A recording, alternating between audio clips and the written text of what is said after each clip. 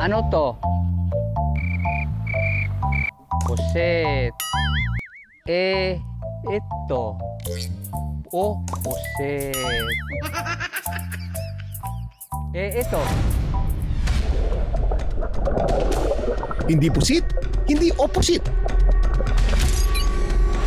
Kundi itlog ng pusit na minumukbang lang daw ng hilaw.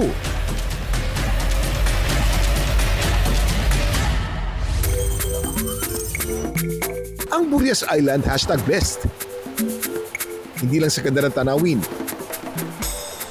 pati na sa mayabang laman dagat. Ito na nga ang laman ng mga content ng page na ito na kung tawagin, Boy Lamon TV. Ang makikita sa mga video, si Simeon, 54 years old. Sa amin dito sa Burias, kung masama ang panahon, hindi kami magkalaot. Dito lang kami sa bahay. Ngayon nga, nag-vlog ako. Gusto ko mag-vlog kay kinain ko yung mga laman ng dagat. Milyon-milyon na mga views ng vlog na ito. At isa raw sa mga panalong content niya, itong malabilog-bilog na gulaman na kanyang minumukbang na ang nilalaman pala, mga baby pusit. Nadaanan ko lang yung itlog ng pusit. Tapos dito na kinilaw ko doon sa malapit ng may mga lambat.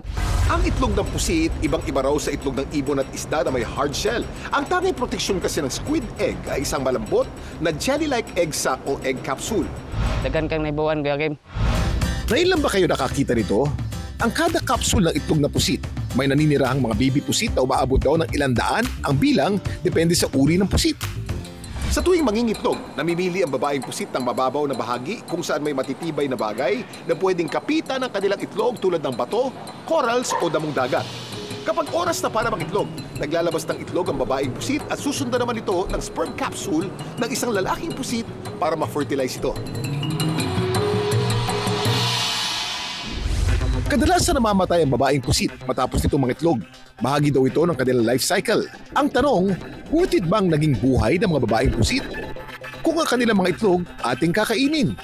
Ang seasonality naman ng pangingitlog ng mga pusit ay depende sa species and temperature, pero madalas ito ay year-round or nangingitlog ng buong taon. Ang mga bagong pisang pusit ay tinatawag na paralarvae na nasa halos 2 milimetro lang ang laki. Pero huwag kayo, kumpleto agad ang katawan nito at meron ding mga galamay. Dami mong alam, Kuya Kim.